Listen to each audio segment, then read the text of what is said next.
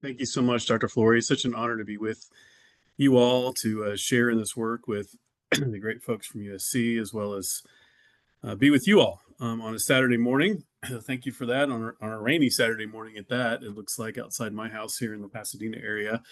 And honored to be with you because of who you are and what you do day in and day out. The faithfulness and fruitfulness with which you serve and honor God and have been there in your communities for many, many years in most cases, just doing really heroic kinds of work. And so I want to share with you what we're learning from people just like you, and hopefully from some of you as we continue this research in an ongoing way about what we're figuring out leads to not just surviving in ministry leadership, but actually flourishing. And we're created to flourish. If you read the Genesis narrative carefully, there is work that we're called to even before the fall. So we're created to flourish in intimacy with one another, in community, and with God, and even in our work. And so I want to think with you about the unique and very joyful and holy work that you do that also has some unique stresses that in my experience are often hidden, invisible, or off the radar for clergy and ministry leaders. And so I want to maybe give some language to that and talk ultimately about what can we do to help ourselves live into a kind of flourishing life. So I want to frame this for you in a particular kind of way. In the broader movement known as positive psychology, and some of you may be familiar with that term, it used to be the thinking in social sciences that mental illness and mental health were on the same continuum, that on the left there you would have depression, anxiety, suffering, loneliness, lack of meaningful purpose and work in life, those kinds of things. And as you move over to the right, you get to the abundant life, to positive emotions, to healthy intimacy, to meaningful work.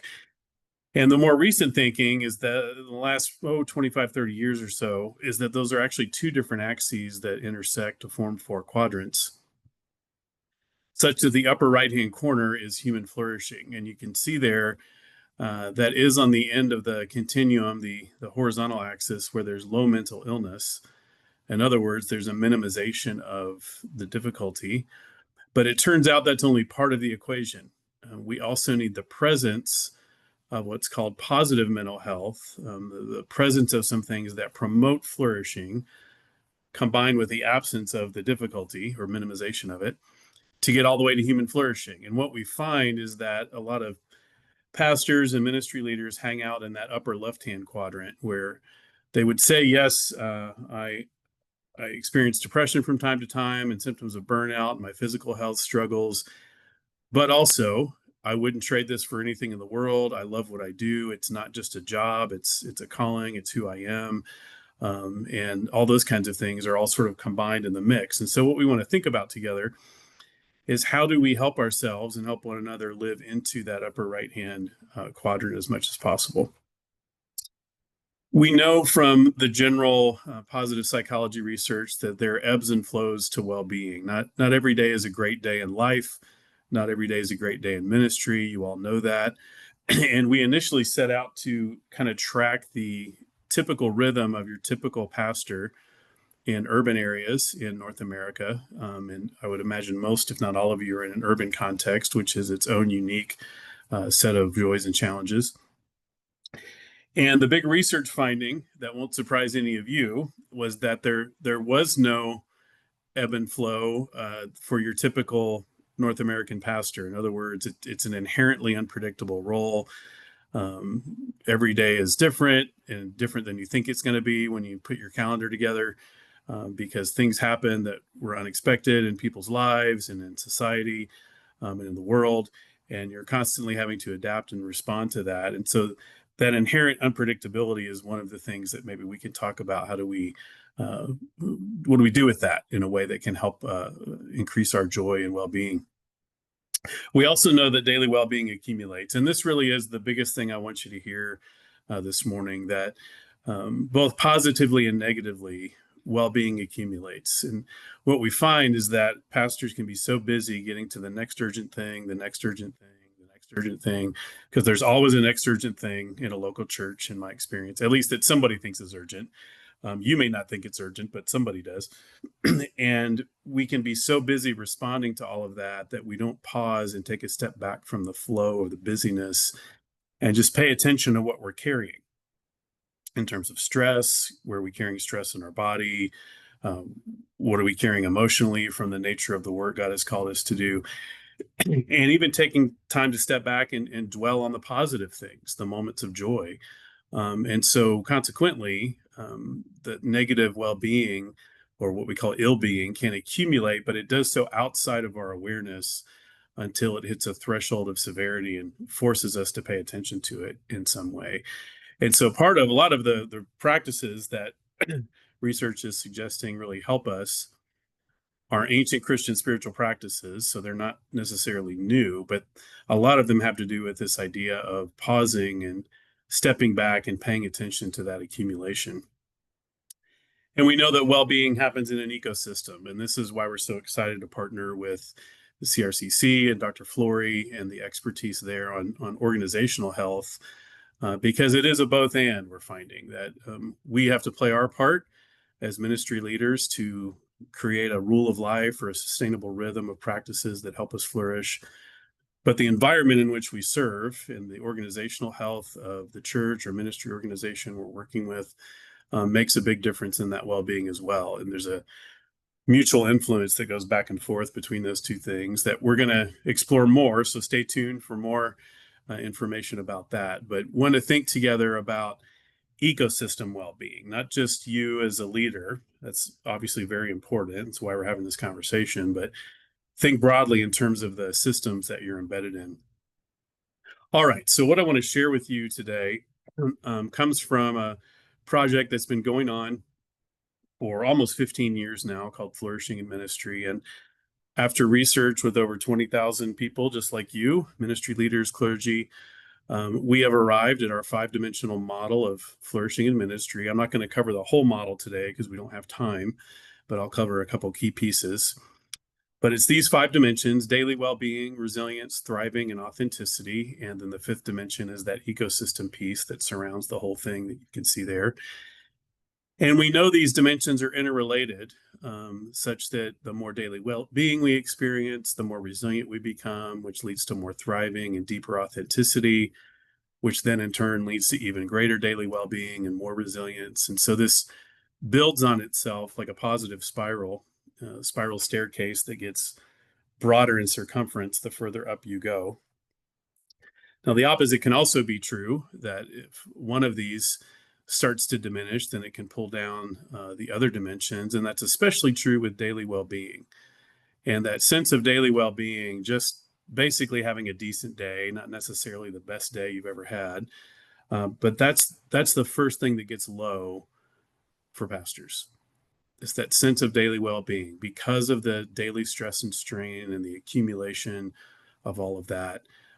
We can start to not feel at our best. And if that lasts too long or gets too low for too long, it does start to pull down the other areas of well-being. So that's why I'd like to start and talk to you about, first of all, what we mean by daily well-being, what we know about the impact of ministry stress on pastors, and then what we can do to help ourselves in this. And then we'll pause for some questions here. So when we talk about daily well-being, we're talking about that just overall sense of quality of life, emotional well-being, physical well-being, relational, spiritual, vocational. And this is where we talk about the impact of stress. And because of the nature of ministry roles that experience what psychologists call role immersion, meaning you're immersed in the role 24/7. When you're not a pastor, you don't just punch out at 5 o'clock like some jobs. It's a 24/7 all of life identity and the way people relate to you. Even if you bump into somebody at a store late at night, they're going to relate to you on the produce aisle at Ralph's or whatever grocery store you go to as a pastor. And all of a sudden you're working when you just wanted to go to the store and pick something up. And there are many beautiful things about that, but the challenge of that has to do with the accumulation of the stress. And what we're talking about here is a question of dominant tone over time.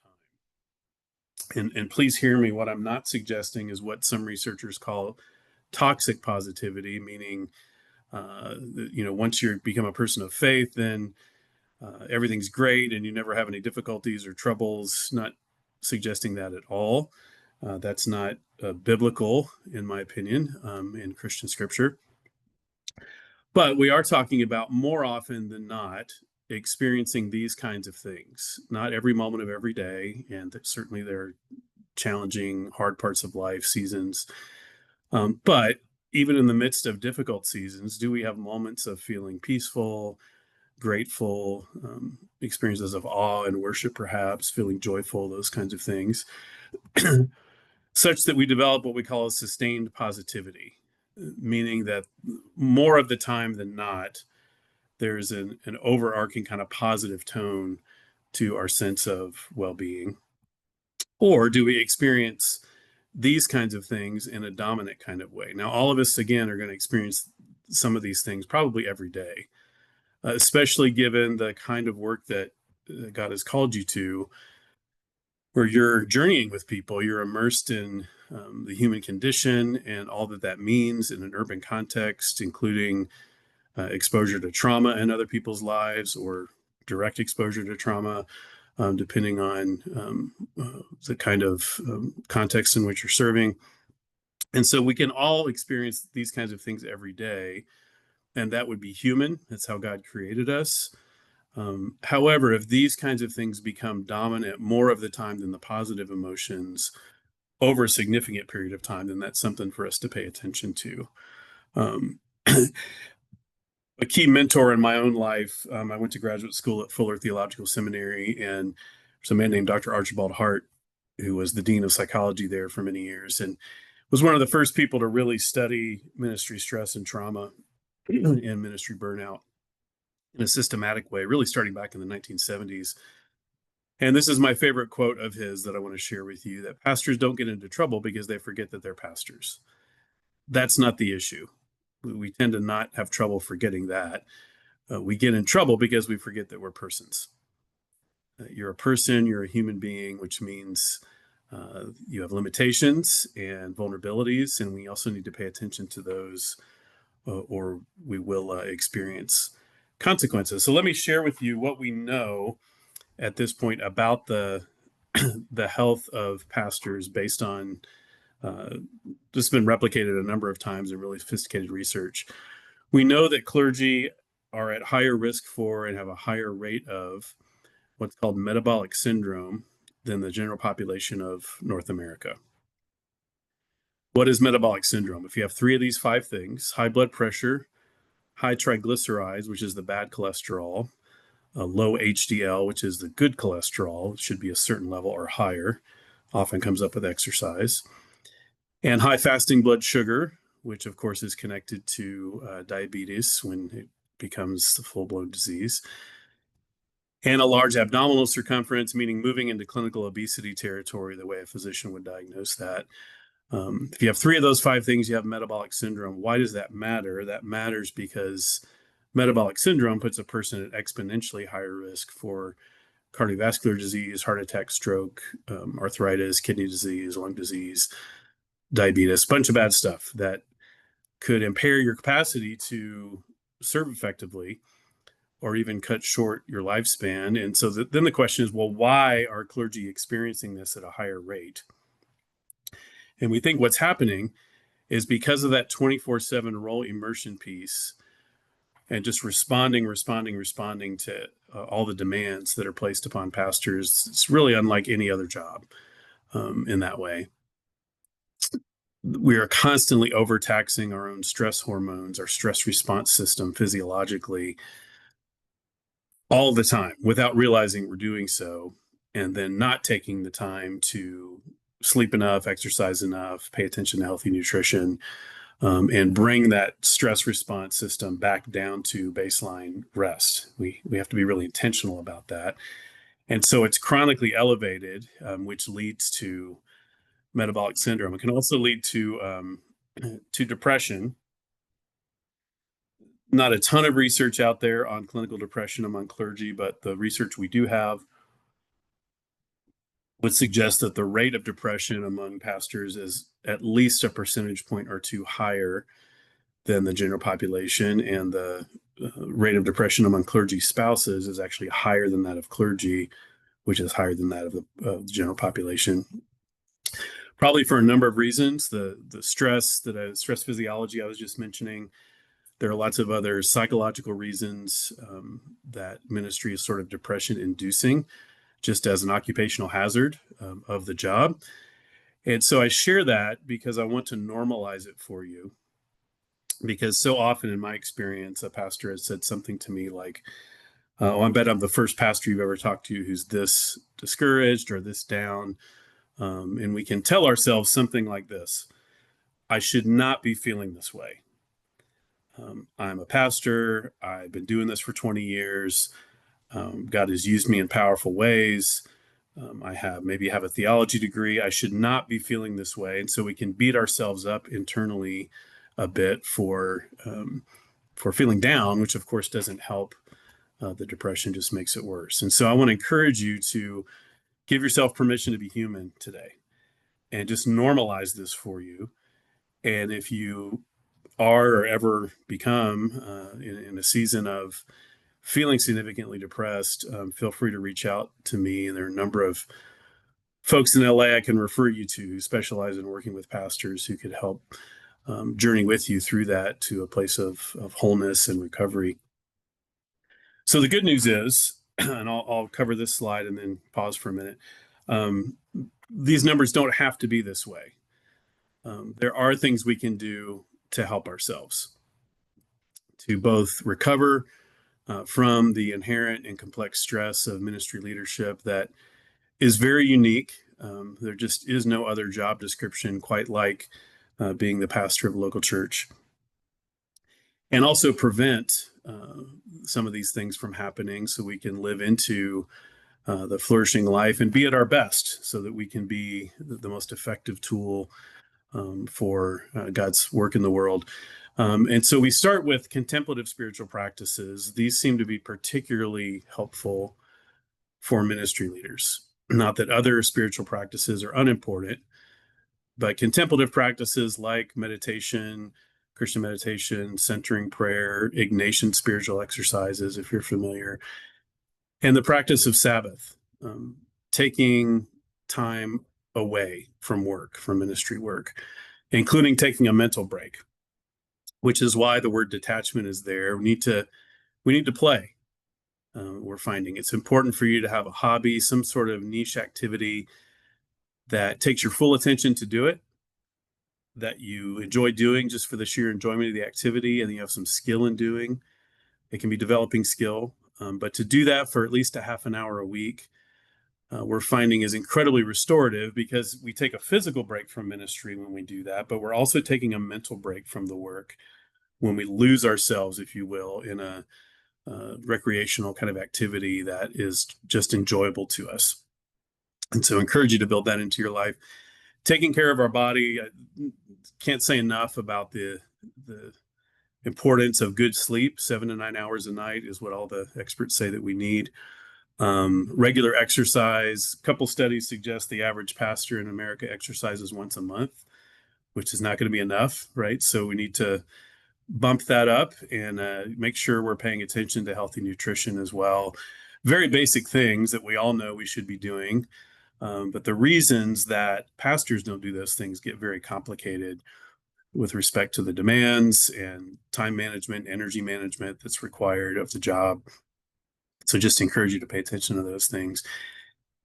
And then embracing our limits. We really do have more control over how much adrenaline we're going to expend, which is one of the stress hormones that's expended when we are going through a time of stress or challenge or threat. We really can choose how much we're going to react if we just pause and do what's called a cognitive appraisal of the situation and realize, okay, is this a 5-alarm fire?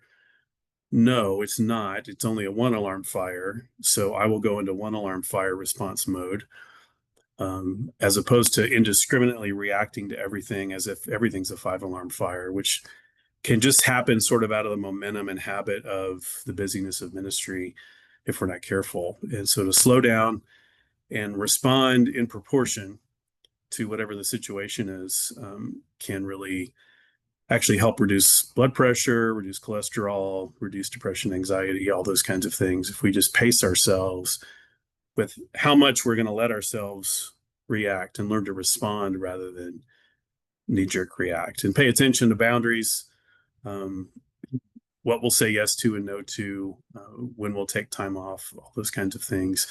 I'm going to pause right now and see if there are any comments, questions about daily well-being, and then we'll talk about resilience as well today. But let me pause. I know I'm giving you a lot of information. So are there questions, comments, Dr. Flory, from anyone? Yeah, people should put them in the chat, and then Chris can address them. And as you're thinking about that, I want to ask Chris a question. Yeah. So the embrace your limits. This resonates with me because I feel like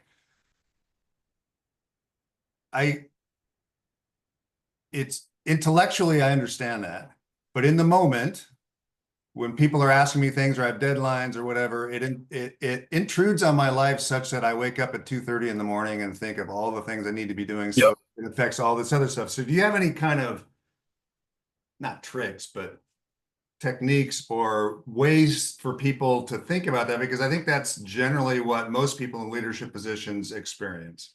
Yes, absolutely. And I'm going to show you two, if I have them here.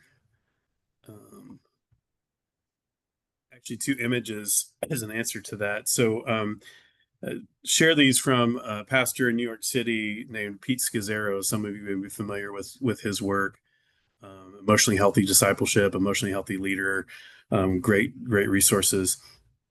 And saw him share this and use this with his permission. This is an image from New York City where he lives by 30 Rock, Rockefeller Center. It's a statue of Atlas, the Greek god Atlas, holding up the weight of the world on his shoulders, barely able to hold it up, straining under the burden of it. And what Pete says is that many of us live ministry lives like this. We stay on top of everything. We're crossing every T, dotting every I, and without realizing it, we can be operating out of the assumption that the church is held together because we're staying on top of everything. And he said, I want to show you another picture from across the street inside St. Patrick's Cathedral. And this is a statue of Jesus as a boy, maybe 4 or 5 years old, effortlessly holding the world in one hand. And that's where we're invited to live in Scripture. If we really truly believe that the church is held together because of the presence of the risen Christ, then that means we can take a break and pace ourselves. Now, there are some tricks, Dr. Flory, to help ourselves. So with the specific thing you mentioned, if you find yourself, first of all, don't work in bed. So that's one of the things that people tend to do, and we forget. We're answering emails and writing a sermon or something while lying in bed. Reason for that is our brain starts to associate being in bed with work, and it's counterproductive to sleeping. But if you do find yourself restless, waking up, to actually get up out of bed instead of lying there tossing and turning for a long time. And if you have a notepad handy, write down the things that are on your mind, just to make sure you capture them, get them out of your head, and then do something that's perhaps more relaxing, reading, listening to some music, meditating, deep breathing exercises, something that's relaxing, and then go back to bed and try again. And if, after more than 10, 15 minutes, you're not able to go to sleep, actually get out of bed and try again. The reason for that is, again, your brain starts to associate tossing and turning and not sleeping with being in bed.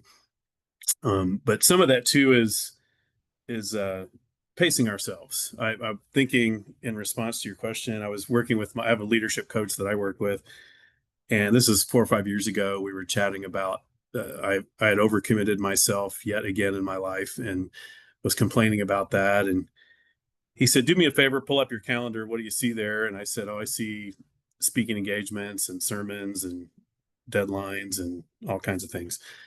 And he kind of grinned and said, well, Chris, I wonder who put all that on your calendar. And I said, well, I did, Vic. And so he said, well, let's talk about your decision tree. What questions do you ask yourself when you say yes and no to things? And I did have some questions, but there were 3 or 4 I wasn't asking myself that we added.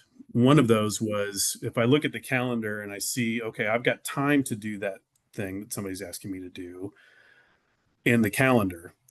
What I wasn't asking myself was, by the time I get to that point in that week or that month or that season of the year, will I have the energy to do that based on what's coming before and after it?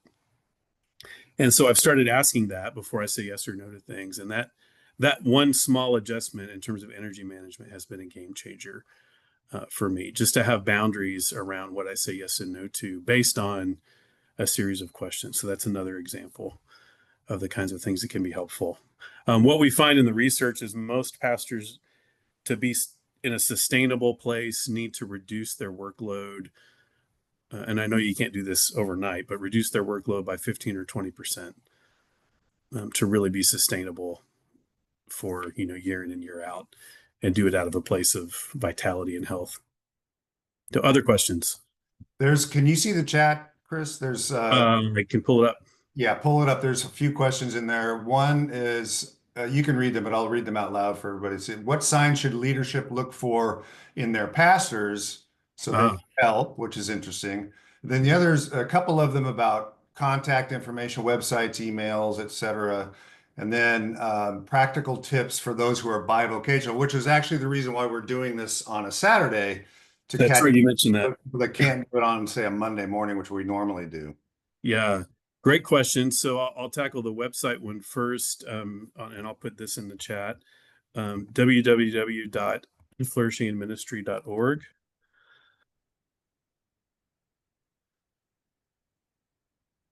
is the website where you can find more information. And maybe this is a good time to mention the project. So we have gotten a Templeton grant jointly, Dr. Flory and myself, to study the efficacy of flourishing in ministry group and individual coaching with Los Angeles area pastors. And so invite you to consider being a part of that project. It'll be a 10-week experience of group and individual coaching around this flourishing ministry model, and how do you live into rhythms that are sustainable.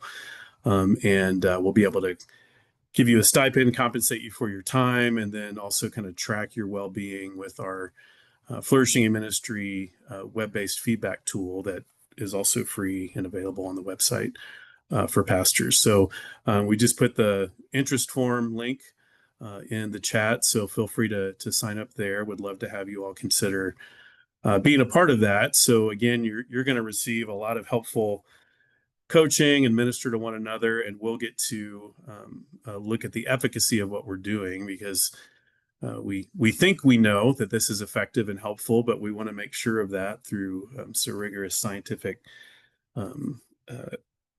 examination. And Dr. Flory then is going to follow up and do some research with the congregations that the clergy are serving that are in the study, so we can look at that interplay of organizational health and leader health together. So I want to mention that. With respect to bivocational pastors, it's a great question. We don't yet have enough research for me to speak definitively about what do we know from research on bivocational clergy. Anecdotally, my experience in talking with a lot of people over the years is a lot of the same principles apply. It's just more complicated and challenging to implement them when you're juggling, another job. And some of it depends on what the other job is, besides the ministry job. So on the one hand, it can be helpful if it's pays well, because that relieves some of the financial stress that can come with a low-paying ministry role. And sometimes it depends on the church that the expectations are a little bit lower if you're part-time and bivocational, although often the expectation can be full-time expectations for your church role, even though they know you have another job. So that the jury's still out from a research perspective, but a lot of the same tips would apply in terms of just acknowledging what are the limitations of what you can do with the limited time and energy that you do have, and thinking strategically about that. How do you leverage your strengths and in that limited time and energy, and get other people involved around you and approach ministry as a team, which is also true if you're a full-time ministry leader. At some point, you still have to put the boundaries somewhere, or it's just not sustainable. And so a lot of the same things kind of apply. There was another question. Oh, what signs should leadership look for? Yeah, I think the healthier churches that I know actually have sort of loving accountability for their pastoral staff in these areas. Well, they build into the policies and rhythms of the expectations for their pastoral staff that they will take a day off every week. They will engage in self-care practices like exercise, Sabbath. They will take a vacation every year. They will take a sabbatical every 5 to 7 years, whatever it is. And the church resources that and holds pastors accountable to that, to help them live into a sustainable kind of rhythm. I think some of the things you can look for are pastors that are chronically tired and exhausted all the time and irritable, maybe more than they normally would be, really short with people, not the normal sort of gracious, caring presence that they typically would be. And also, sometimes pastors, as a way to try to deal with the pain that they're carrying, can get into addictive behaviors of various kinds to try to self-medicate that ministry-related pain. And so that's also something to watch for and get help for. And other signs of depression and burnout we can talk about. We'll talk more about burnout here in just a second. And on the website, and I can send this to you, we do have a list of organizational health recommendations we're going to expand on in our work with Dr. Flory, but that I can send you at least an initial. Here's some things for a church board to think about that you can do and watch for to help your own leaders. So that's a great question. Just the fact that you're asking that question is wonderful, by the way. Chris, one of the questions, and I don't know if you want to do it now or later, but I think it's a great one, is from Jonathan Hall. How can I share? And I'm kind of chuckling because I understand this. How can I share this information with my church, like I'm overwhelmed, without sounding like I'm whining? Yes. So you can deal with that now or later, but I think that's no. Come back it's to a great. Yeah. That's a great question. And I get that question all the time, and it's a very valid question. A couple of suggestions. One is I'm happy to talk to your church board for you, do a lot of that kind of thing. And I can lay out for them in research, and this is actually under the authenticity dimension, the role complexity of clergy. There are just so many different domains of expertise that are required to be sort of an expert generalist. It's really unlike any other job. And researchers have actually looked at this and done what's called a job analysis of pastors. And just to ask people in focus groups, what are the daily, monthly, weekly, or even hourly tasks you have to do this job well? And then what are the areas of competency that would be required to do this job? And one of the researchers that did this for us, organizational psychologist, had done this for every conceivable job, including NASA astronauts, CEOs, physicians. I mean, every kind of profession you can think of. Never clergy, and it's hardly ever been done for clergy. He came back to us and said, who would ever try this? This is set up to feel inadequate. There are just so many domains to be an expert in. And then what are called the switching costs, switching rapidly between them in any given day. There just is no other job that requires this of a person. And so there are some things we can think about in terms of what's called job crafting to help try to craft things around our strengths and passions and gifts at least 60% of the time over time. But in terms of talking to a church board, I think sharing the information and the research, there's a book I would recommend called That Their Work Would Be a Joy by Cameron Lee and Kurt Fredrickson. That Their Work Would Be a Joy. The reason I like this book is it does a good job laying out a lot of this research. And then there's a section at the end of every chapter for seminary students, a section for pastors, and a section for church boards. And so either giving something like that to your church board or the research from our website, where it's an external expert who's studied this, who's saying this, and that way you don't have to be the one coming across like you're whining or complaining when the perception of somebody on your board is you only work on Sundays anyway, so you have such an easy, cushy job. People just have no idea until you really educate them about everything that's involved.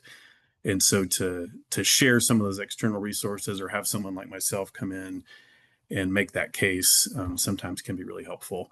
And then also having an internal advocate of some kind, just somebody who gets it, gets what your role is like from the inside and can help advocate for that. So it doesn't always have to be you being the one to do that and come off like you're whining or complaining when you're just trying to ask for help and talk about the realities that you're dealing with. And depending on your church board, who's on it at any given time, there can be really constructive conversations around that, okay, here's how we need to configure around the strengths of a given pastor. Here's where the board and the church need to step up and help. Here's where we need to provide some other resources, those sorts of things. So great question. And Dr. Flory, do you want to respond to that at all out of your expertise too, by the way? I think and there was another question about which I'm interpreting as somewhat similar because it's a function of educating your board, yes, educating your other leadership that who you are. So it was about how do you bring up the idea that a sabbatical might be important. Yeah. It strikes me as it's in that same bucket of information. It's like educating the board about bring evidence, bring experts, point out that this is the larger role. I think it's interesting. You said, yeah, this is a pretty unique job. Like it includes things that other jobs just simply don't. And and frankly, that nobody teaches you in seminary. Right. So we know that. And I'm actually going to skip ahead. Keep going. Yeah. So it's like, I think, and then it's not I don't live in that world in terms of, I'm not a minister, but I watched my father do that, and it's difficult to do and to bring everybody along, both at the board level and at the membership level. It's like to me, it's like juggling just like way too many things. It really is. And part of that too is we have to, give ourselves permission to not feel like we have to be an expert in all those areas, and, have high expectations for ourselves, given the sense of high calling for these roles, which is, of course, as it should be, but also kind of fair and realistic ones. I'll just put up this slide here. So the researcher that did this job analysis for us came back to us with 65 clusters of core competencies it would be nice to be an expert in to be a pastor. 65 clusters. And he said, I'm just dumbfounded. These are the macro categories of that. So, and depending on the context you're in and the role you're in, there might be more emphasis on these than others. Preaching and worship, of course, it's often a regular part of things. Leading worship services, preaching sermons, sacraments, meaning baptism, communion, marriage, etc. Fellowship, helping the community of saints connect and be together. And by the way, I just want to mention too, what I don't think pastors get nearly enough credit for is the amount of preventative mental health work that you do just by leading a congregation. And this has never been more clear than during and after the pandemic, that people need belonging and community. It's just how we're wired. We're created for that. And we need meaning and purpose, and all that you do just to keep a church going is providing that for the people that are participating, and therefore keeping them from getting into more severe kinds of depression, anxiety, and stuff that they would otherwise experience. So pat on the back to all of you just for what you do to create that community in your context. Caregiving, this alone can be exhausting, of course, when you're trying to care for people, especially as they are going through maybe severe trauma or mental health issues or whatever it is. Teaching spiritual formation, of course, discipleship types of things. Leadership and management, and there's a distinction here.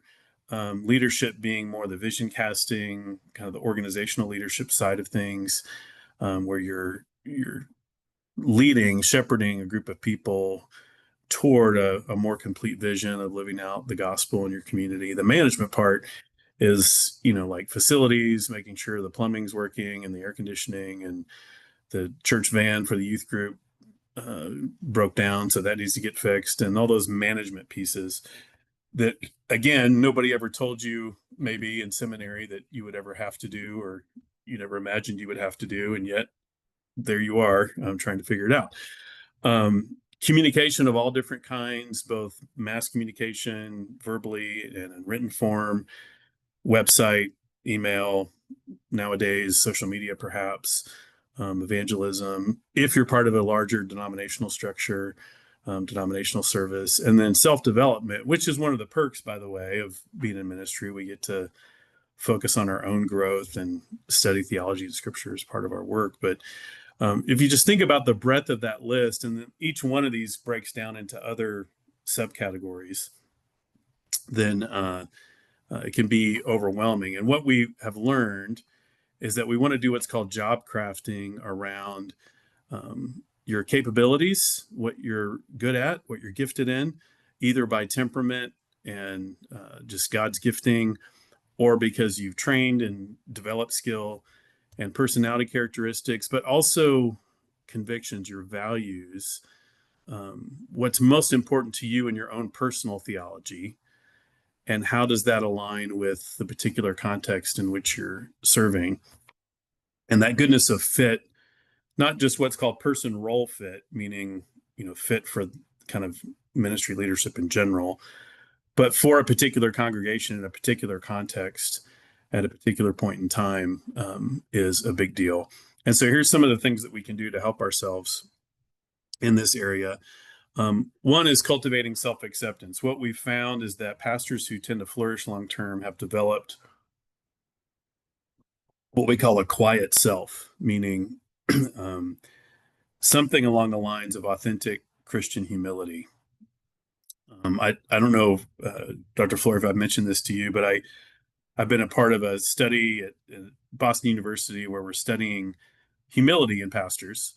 We're actually studying narcissism as well, but we don't tell the pastors that, or they won't participate in the research. So we're studying humility because a small percentage are actually bragging about their humility in how they respond to our questions. And of course, if you're bragging about your humility, do you actually have authentic Christ-like humility? Probably not. But having low self-esteem, in other words, thinking worse of yourself, is also a form of self-preoccupation, and so is not actually authentic humility either. So there's this place of kind of self-acceptance that we find with flourishing leaders, where they know their strengths and they feel appropriately good about those and know how to leverage those strengths for the sake of effectiveness in the work God has called them to do in their church, to do in the community.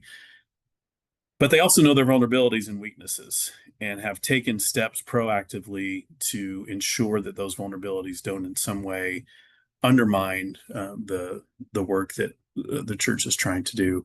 And they're just in a place of self-acceptance about that and can be honest about that, non-defensive about that. Job crafting, helping clarify your role around your strengths, and as opposed to trying to be an expert in all of those areas, but go with your strengths. What we've learned from the positive psych research is that we tend to be socialized, many of us, when we're younger, to focus on getting better at the stuff we're not very good at. And that's appropriate at a certain age. If you're low in your math scores in elementary school, for example, you get a math tutor and beef up your math scores, and that's as it should be. But what the positive psych research has shown us is that in leadership, you will get incremental improvement if you try to get better at the stuff you're not very good at. You will get better bit by bit by bit. However, if you took most of that same time and energy and put that into developing your strengths and gifts and passions, you get exponential growth instead of incremental growth. And so to really lead out of your strengths more of the time than not is the point of that. The other practice that I want to give to you, and I'll pause again for some questions here. And I kind of skipped to a different section based on the questions, so I hope that's okay. But but it's what we call end on a high note. And I've had many pastors from all over the country, places I've had the chance to speak or share, seek me out, call me, email me, say that one practice has been a game changer in my life. And it's called ending on a high note. Go back to one of the things that brings you the most joy of ministry at the end of your workday for at least 15, 20 minutes. Whenever the end of that workday happens, which I know is rarely at 5 p.m. for most of you, it may be at 10 p.m. or 1 a.m. or something, but to go back to one of those things that you feel the most alive when you're doing it, you feel the closest to God when you're doing it, it really matters to your ministry context. And it's just one of those things that breathes life and joy into you. It's one of the things that led you to say yes to God's call in this work in the first place. And it's not going to take away the bad day when you've had to spend all day totally outside of your strengths or anything you even thought you would be doing that day. However, what we found is that doing this as a daily practice, going back to the joy as the last thing you do for the day, and doing that day in and day out, makes an enormous difference to preventing the metabolic syndrome and depression and burnout that we were talking about earlier. And so just that daily practice of staying in touch with the joy. There are ways to do that throughout the day too, but particularly at the end of the workday, can be really important. And then, well, I'll just mention this too. I already said this: expecting the unexpected, leaving margin in your week. Have some percentage of your time that's unscheduled, because you know something's coming. You don't know exactly what or exactly when this week, but we know that something's coming. It's just the nature of the role. And so if you're scheduled to the max and then the unpredictable thing comes, then we're stressed, as opposed to building in cushion and margin to be able to have room to address and respond to whatever that unexpected thing is this week. And in my experience, I don't know about you all, but those unexpected things seem to come in clusters. So they seem to come 2 or 3, 4 at a time, as opposed to spreading them out in our schedules. But the more we can plan for that, then that reduces our overall stress threshold. And we all have a threshold where if we get near it or past it in terms of stress, it starts to show up somewhere for us, typically where we're most vulnerable, physically, emotionally, relationally. And so keeping things below that threshold is really one of the key tasks at hand in terms of managing stress. Stress is unavoidable, especially in ministry, but we can do some things to help manage it, cope with it, and serve with longevity and vitality. And that's really the hope. So other questions, comments that you have?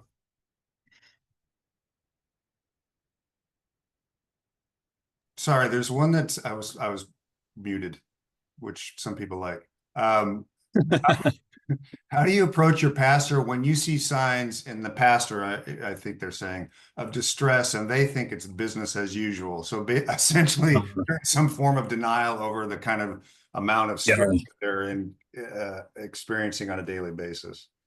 Yeah, that's a tough one. I think in part that depends on what kind of relationship you have with your pastor. What I say to pastors is, I'll ask them 2 questions.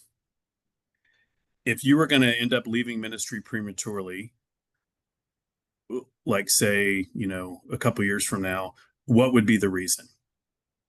In other words, where are the vulnerabilities you need to pay attention to? And then the second question is, how would you know if you were going into ministry burnout?